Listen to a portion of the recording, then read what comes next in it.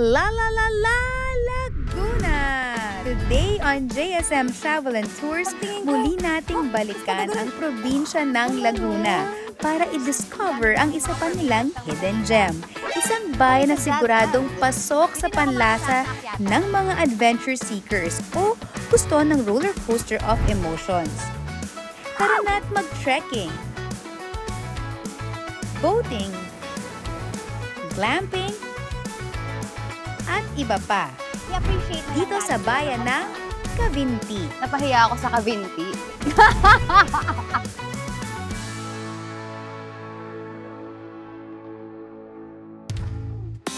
Hello, JSM travelers! Nako, ngayon nakaka-excite kasi kailangan nating mag-stretching dahil i-explore natin ang isa sa mga pinagmamalaking underground river and cave complex dito sa Cavinti, Laguna.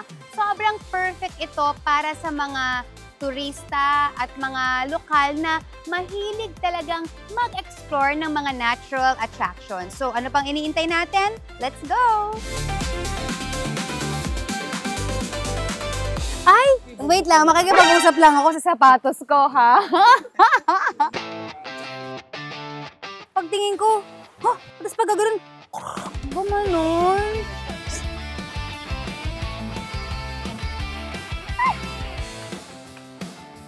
My gosh, hindi ko to kaya. Napahiya ako sa Cavinti.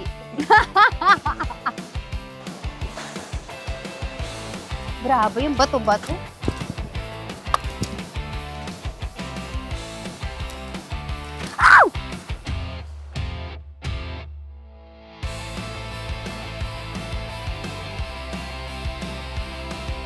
Oh, it's a dead end. Ha? Any cave? Hihinga lang muna kaming mga claustrophobic. Kanina na-excite ako nung naglalakad papunta dito. Pero nung ito na, talagang medyo meron akong takot sa pagpasok ng mga cave. Hindi lang naman ito yung unang cave na napasok ko. Pero every time na papasok ako sa isang kuweba, parang laging first time yung kinakabahan ako. Parang feeling ko ang tight kasi nung space. So parang kasi claustrophobic ako. But it's something that you constantly have to, yung kailangan mo siyang labanan. Hindi ka pwedeng magpatalo kasi hindi mo sure. Kasi parang mapaparalyze ka with fear. Once you enter, humanda ng tawirin ang sunod-sunod na chambers, tunnels at subterranean river ng kuweba na inabot ng milyong-milyong taon bago mabuo sa pamamagitan ng limestone erosion. Aray ko! Yun na nga sinasabi ko, kaya kailangan may hat. So, this is called spelunking. What we're doing... ay! Paniki, it's your home. Ang dami-daming mga formations kang makikita. And then, isa dun sa makikita mo is, parang to, mukha siyang napakalaking kalabasa. Parang siyang karwahe ni Cinderella, ganon. And then, meron kayo makikitang rock formation na nanggagaling doon sa taas na tinatawag nilang stalactite. So, nag-grow sila pababa. So, usually, matagal yung formation na yan. The longer and bigger it is, ibig sabihin, napakatagal nun para mabuo. And yung mga nanggagaling naman sa ground na gumugrow pataas are called stalagmites. So, yun sila. And then, pag nasa cave, huwag tayong maghahawa kasi sayang yung body oils natin nakaka-affect dun sa pagtubo nila. So, nasustunt yung growth nila. So, yun, i-appreciate na lang natin sila from afar.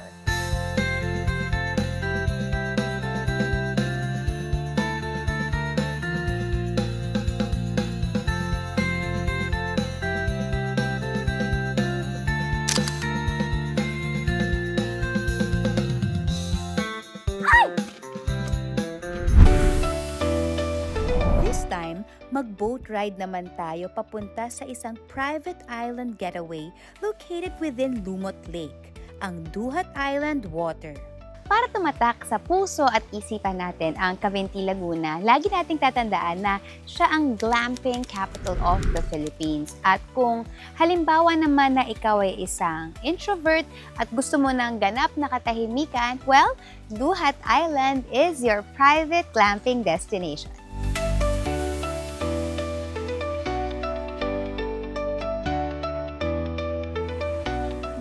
the late 1930s, dito ipinagawa ng gobyerno ang man-made lake na Lumot Lake para makapag-supply ng tubig sa isang hydroelectric power plant, together with Caliraya Lake.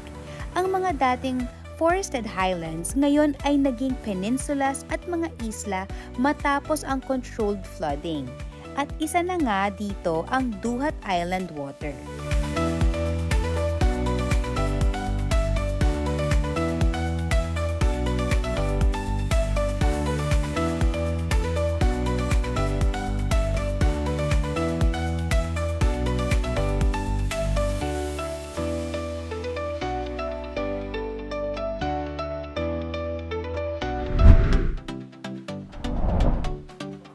Dito niyo ako maasahan sa akyatan. From one glamping spot to another, ibang vibes naman ang hatid ng Nest Tea House, a cozy Forest Hill glamping area na kilala dahil sa kanilang treehouse tiny homes na tila bird's nest sa mga sanga.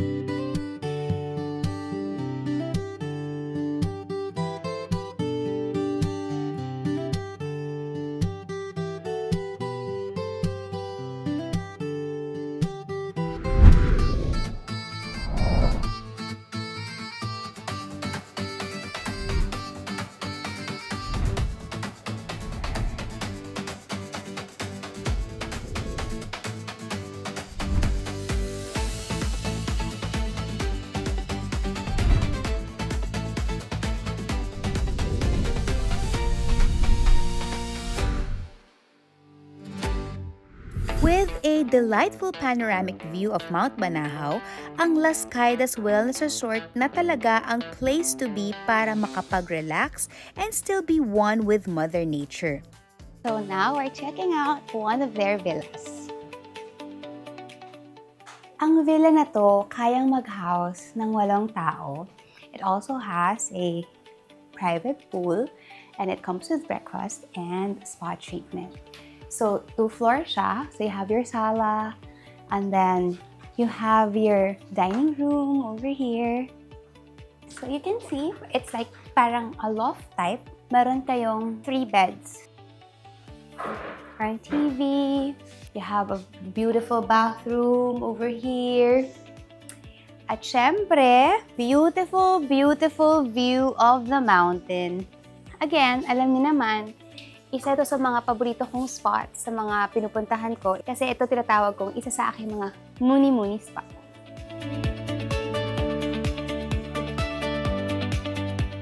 Matatagpuan dito ang Tranquila Wellness Sanctuary, offering personalized spa journeys gaya ng therapeutic massage, facials, sound therapy, herbal remedies, and their signature Kawa hot bath garden. Ayan, pagkatapos nating mag-spelunking, pagkatapos natin mag-trekking at mga water sports activity, syempre hindi naman natin pwedeng kalimutan ang healing and syempre some relaxation, hindi ba?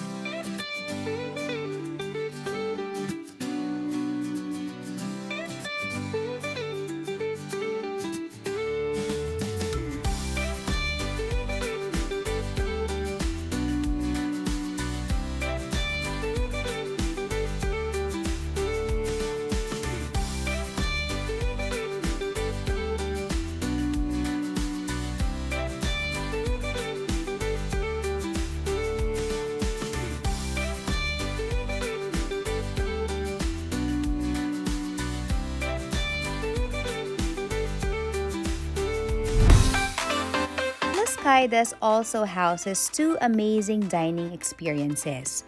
Una ang Buen Apetito, an alfresco restaurant featuring a fusion of Filipino and Spanish dishes. Highly rated din sila for their ambiance and friendly staff. At syempre, nandito pa rin tayo sa Las Caidas at itatry na natin ang kanilang food offering. Yan. So, unang-una, meron tayo ditong tinuto.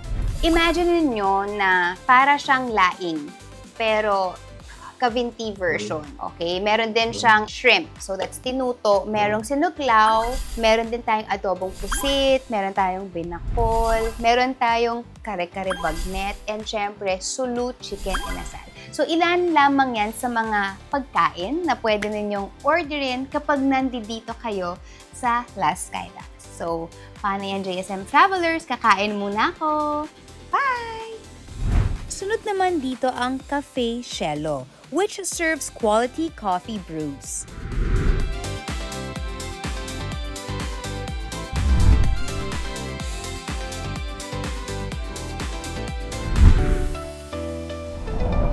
Ang sambalilo ay isang Filipino term para sa traditional na straw hat. At dito sa Cavinti, ito ay karaniwang malapad at gawa sa dahon ng pandan o buri. Through the years, naging mukha na ito ng kanilang kultura.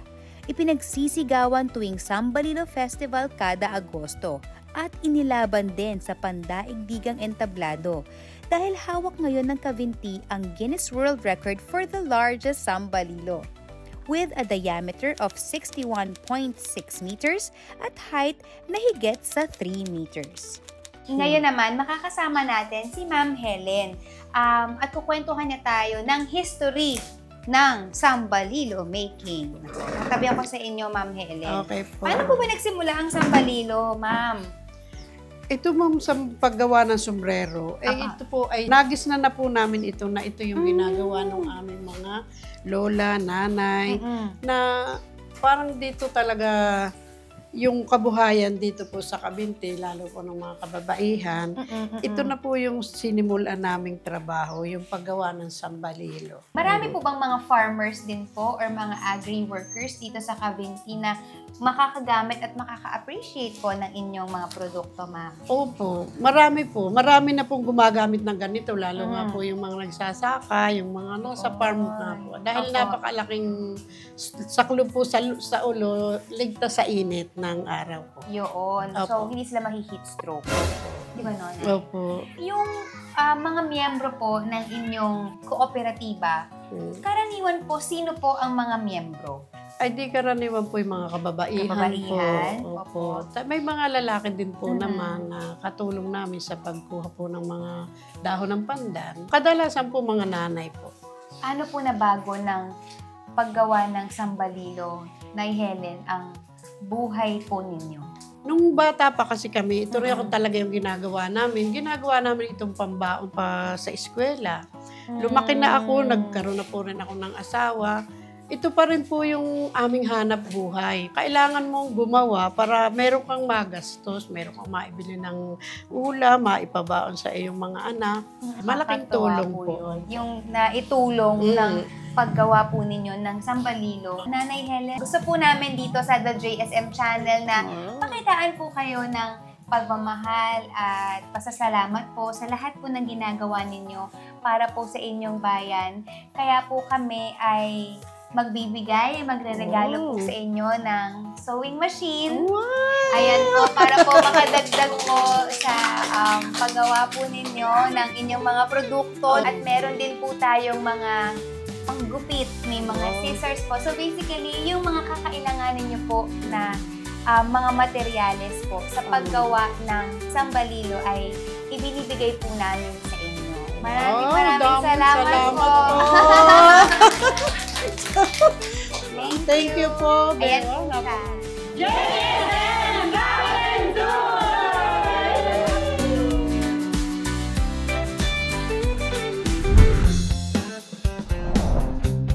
And to complete our visit sa Cavinti, may one last stopover pa tayo sa Ginger Restaurant and Villas, a resort with a stunning view of the local landscape. But for now, magre-refill lang muna tayo ng energy before we head back home as we reminisce how wonderful this day has been.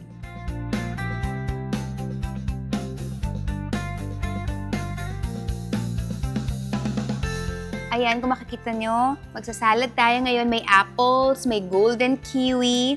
Napakaganda nito sa katawan kasi mababa ito sa ang glycemic index nito. We have grapes too, and then meron tayong cashew. And then, we have this salad dressing. So, we are at... Ay, ako nag-i-English. Wait lang. So, nandito tayo ngayon sa Ginger Restaurant. Nasa Cavinti, Laguna pa rin tayo. Ay, so, yan. So, tatry natin. So, isa siya sa mga restaurants na nasa side siya ng road. So, makikita niyo siya. You won't miss it. Harap. And then, meron din tayo ditong shrimp, which comes with hoisin sauce. Yan. So, itatry din natin siya. So, kung meron kayong time, pumunta na kayo dito sa Ginger Restaurant. Hindi na siya restaurant kasi resort din siya. Okay, JSM Travelers, bye-bye. Kakain muna ako.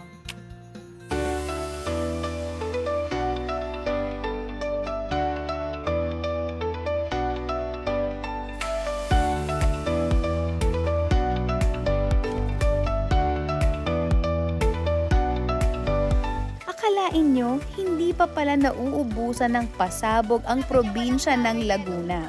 Patunay yan sa marami pang undiscovered wonders sa ating bansa, or more specifically, sa ating mga probinsya. Kaya naman, always join us dahil kami na ang gagawa ng research at itinerary ng future trips nyo. Kung gusto nyong ma-feature ang inyong bayan, lugar o hometown, mag-email na sa thejsmchannel@gmail.com.